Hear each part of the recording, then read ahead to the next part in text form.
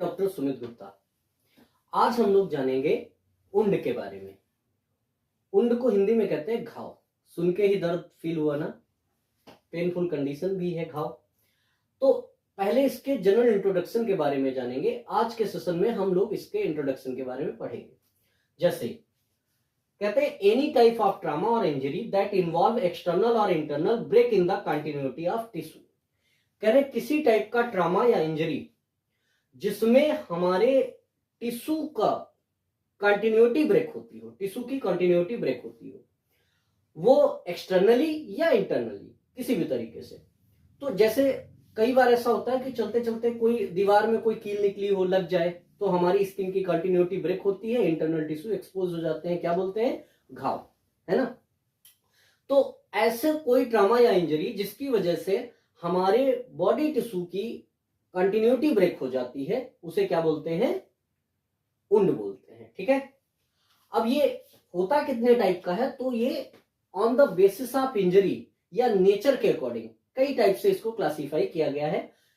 तो हम लोग धीरे धीरे जानेंगे कि कितने टाइप का ये हो सकता है। देखते हैं पहले नेचर के अकॉर्डिंग इसको देखते हैं कि अगर एक्सटर्नली दिख रहा है तो क्या हालात होंगे, और अगर एक्सटर्नली कंटिन्यूटी ब्रेक नहीं हुई है तो क्या हालात होंगे। देखते हैं।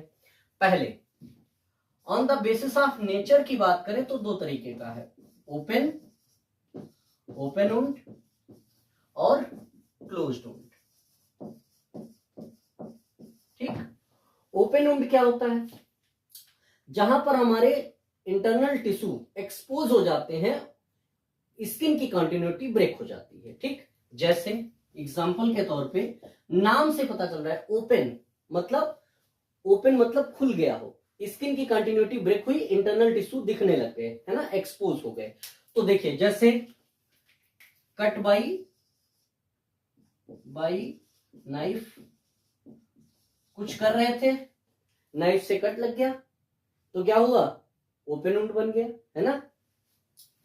कोई डॉग है या कोई जानवर काट ले, जैसे मंकी है, डॉग है, इनके काटने की वजह से जो वुंड क्रिएट हो रहा है, ओपन वुंड है ना। ग्लास ब्रेकिंग से जो चोट लग जाए, कहीं पर कट लग जाए, ओपन वुंड है ना।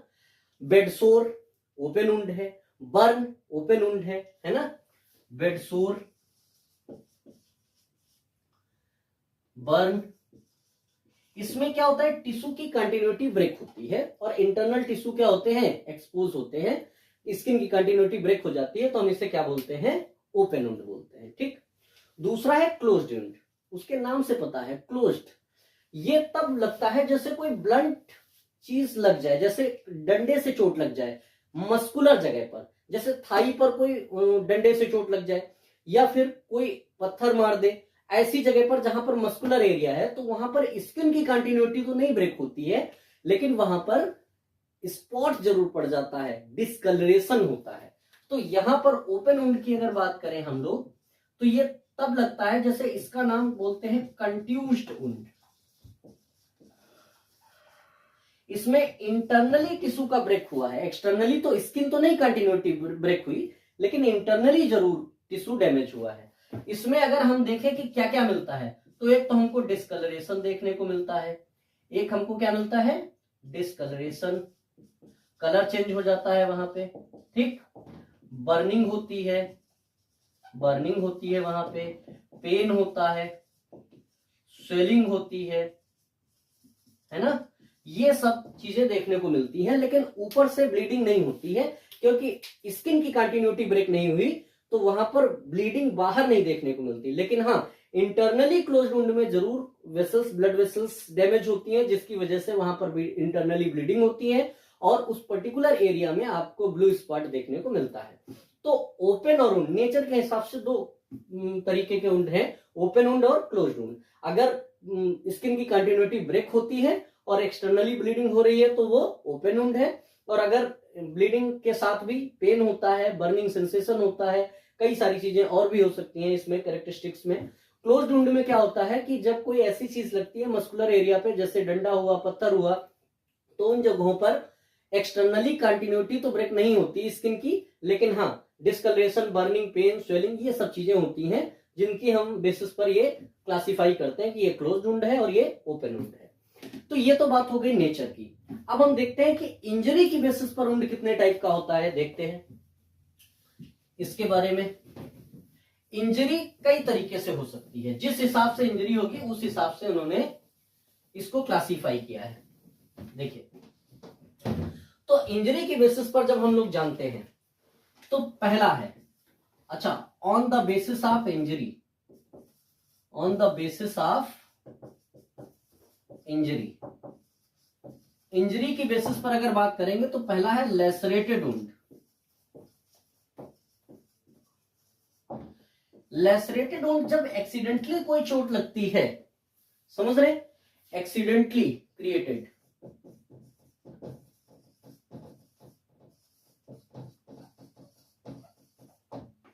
एक्सीडेंटली क्रिएटेड, जा रहे थे रास्ते में लेकिन दीवार में कहीं पर छोटी सी कील लगी थी और चलते चलते पैर में या हाथ में कहीं पर लग गई और वहां पे उतना हिस्सा फट गया, क्या होगा, लेसरेटेड एंड, समझ रहे हैं। या ग्लास की कोई चीज हम लोग संभाल रहे थे और एकदम से टूटा और आड़े तिरछे तरीके से लग गया, जिसमें कोई शेप नहीं फिक्स होता, गहराई फिक्स नहीं होती, उसकी एजेस शार्प नहीं होती, एजेस फिक्स नहीं होती, ऐसा वुंड क्या कहा जाता है, लेसरेटेड वुंड। एग्जाम्पल के तौर पे आप कह सकते हैं जैसे wound during, wound created by breaking of glass, created by glass, कांच का कोई टुकड़ा लग गया तो जो वुंड क्रिएट हुआ वो है ना, तो लेसरेटेड वुंड, एक्सीडेंटली लगा, कील लग गई, आयरन की कोई चीज लग गई या कोई ऐसा कट लग गया जिसमें एक्सीडेंटली टेढ़ा मेढ़ा कट लगा और उसकी ना तो एजेस फिक्स होती हैं ना उसके बारे में और कुछ फिक्स नहीं होता, ये सबसे कह सकते हैं सडन लगने वाला है, ठीक। दूसरा, दूसरे एंड को बोलते हैं जो इंजरी है, दूसरे टाइप की इंजरी है, इसको बोलते हैं कंट्यूज्ड वुंड, कंट्यूज्ड वुंड। ये क्या होता है, कंट्यूज्ड वुंड, ये क्या होता है, इसमें क्या होता है कि कोई ब्लंट एंड वाली चीज लग गई, जैसे बाई स्टोन, पत्थर से लगी, है ना। लेकिन हाँ एक चीज और, ये क्लोज्ड वुंड होता है, ये क्लोज्ड वुंड होता है और ये ओपन वुंड होता है। ये कैसा होता है, ओपन वुंड होता है, ये क्लोज्ड वुंड होता है। बाई स्टोन, पत्थर से लग गया, है ना। पत्थर अगर नुकीला नहीं है तब की बात कर रहे हैं, नुकीला नहीं है तो मस्कुलर एरिया पे लगा, वहां पे ब्लू स्पॉट पड़ गया। या फिर आप कह सकते हैं कोई वुड स्टिक, डंडे से चोट लग गई, किसी ने मार दिया थाई पे या मस्कुलर एरिया पे, तो वहां पर वो ओपन नहीं है, क्लोज है। जो अभी हम लोगों ने पढ़ा था क्लोज वुंड के जो भी कैरेक्टरिस्टिक पढ़े थे वो इसमें आते हैं, ठीक। तो ये कंट्यूज्ड वुंड कहा जाता है, ठीक। उसके बाद एक होता है इंसाइज्ड वुंड। देखिए बेटा,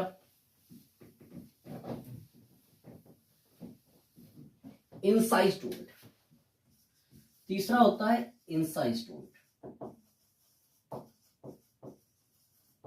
इंसाइज्ड वुंड नाम से पता चल रहा है इंसीजन लगा है, समझ रहे हैं। तो आप क्या कह सकते हैं, ये भी ओपन वुंड होता है, ओपन वुंड होता है ना। जैसे वुंड ड्यूरिंग सर्जरी, सर्जरी के टाइम पर जो वुंड क्रिएट होता है वो ये होता है। या फिर कट बाई रेजर, ठीक, या कट बाई नाइफ, इसके एंड शार्प होते हैं, एक डायमेंशन में होता है, क्यों, जानबूझकर लगा होता है सर्जरी के टाइम। या रेजर से भी कट हो, सर्जरी के टाइम तो जानबूझकर होगा, रेजर से भी कट होगा तो टेढ़ा मेढ़ा नहीं होगा, क्योंकि अगर मान लो आप शेविंग कर रहे हैं तब भी एक पर्टिकुलर कह सकते हैं वे में बनता है ना। तो इसको बोलते हैं इंसाइज्ड वुंड, ओके। और फोर्थ जो होता है, फोर्थ जो होता है वो होता है आपका ये इसमें और पहला जो लेसरेटेड आपने पढ़ा था उसमें थोड़ा सा अंतर है, क्योंकि वो एक्सीडेंटली बनता है तो उसके एंड टेढ़े मेढ़े हो सकते हैं, वो अलग तरीके से बनता है, और ये इंसाइज्ड इंसीजन जैसा लगता है ना, क्योंकि नाम में ये इंसाइज्ड वुंड। उसके बाद होता है अब्रेडेड वुंड। ये क्या होता है? ये होता है क्रिएटेड बाय फ्रिक्शन। ये भी ओपन है, ये भी क्या है? ओपन वुंड है, ठीक। और ये क्रिएटेड बाय फ्रिक्शन,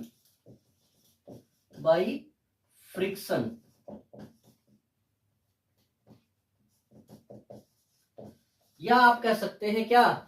स्क्रैपिंग।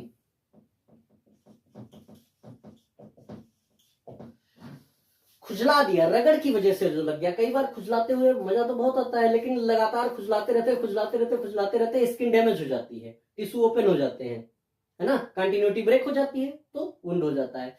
जो बाइक से कई बार गिरते हैं और फिसल जाते हैं रोड पर, रगड़ की वजह से जो वुंड क्रिएट होता है वो अब्रेडेड वुंड है। ओके, तो इंजरी के बेसिस पर ये 4 टाइप के वुंड्स बताए गए। ओके, अभी हम बर्न, बेडसोर या डायबिटिक फुट उस पर नहीं जा रहे। अगर ये जनरल है इंजरी के बेसिस पर, और अगर इस टाइप का वुंड है तो ये जनरली अपने आप हील हो जाता है। ओके, तो वुंड हीलिंग में कुछ स्टेप्स होती हैं जिनके बारे में जानते हैं। अगर पर्सन हेल्दी है और वुंड हेल्दी है तो वो अपने आप ठीक हो जाएगा। उसके लिए कुछ पर्टिकुलर स्टेप्स हैं जिनके बारे में हम जानेंगे। देखते हैं स्टेप्स या stages of wound healing. Stages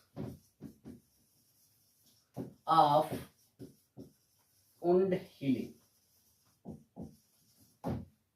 कुछ स्टेजेस हैं।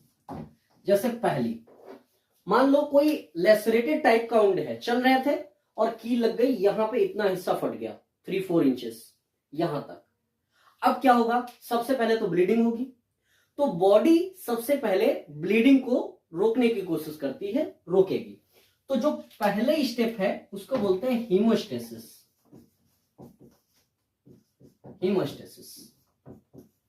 ब्लीडिंग रोकने की जो ब्लीडिंग रोकने की जो प्रक्रिया है उसको बोलते हैं हीमोस्टेसिस।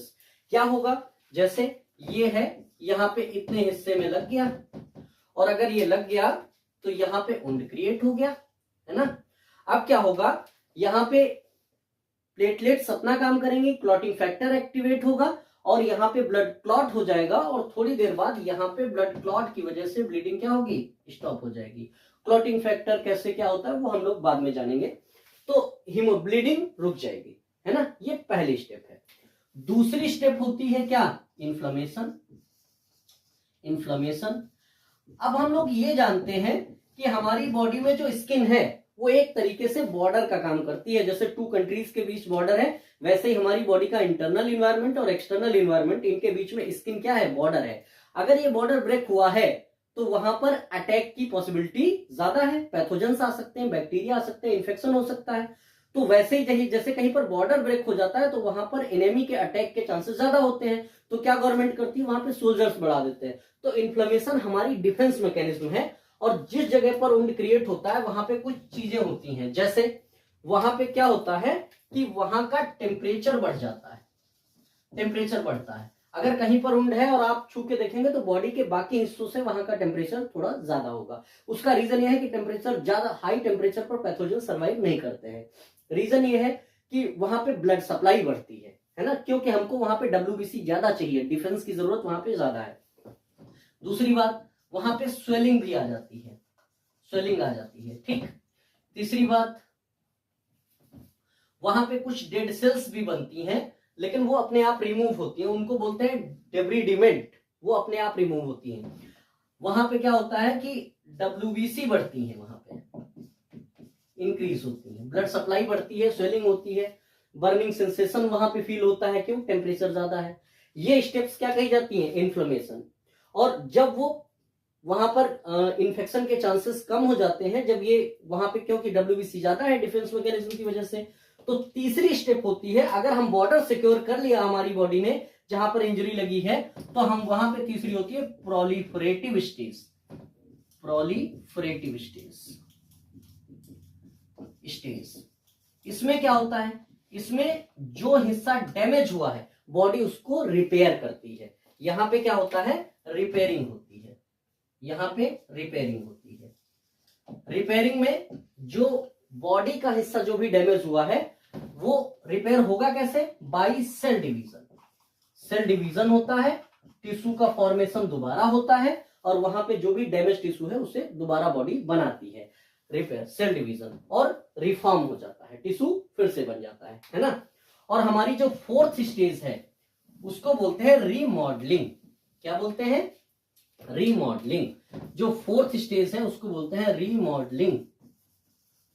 रीमॉडलिंग क्या स्टेज है, जब हमारा टिश्यू रिपेयर हो गया तो उसको वापस से बॉडी के बाकी टिश्यू जैसा ही, जैसे यहां पे चोट लगी तो इसके आसपास के जैसा ही वापस बॉडी रिफॉर्म करती है, इसको बोलते हैं रीमॉडलिंग, रिफॉर्मेशन।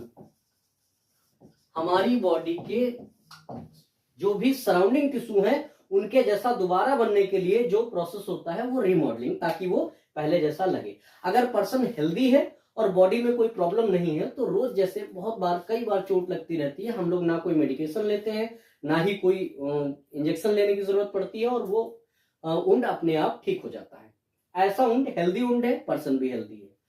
लेकिन अगर वुंड लंबे टाइम तक ठीक नहीं हो रहा है तो उसको बोलते हैं नॉन हीलिंग वुंड। मैं डॉक्टर सुमित गुप्ता, वुंड के बारे में हम लोग थोड़ा सा डिटेल में पढ़ेंगे। अगर आप किसी ऐसे वुंड से सफर कर रहे हैं जो काफी टाइम से ठीक नहीं हो रहा है तो एक बार कांटेक्ट करें, आपका वुंड जरूर ठीक होगा। Okay, thank you.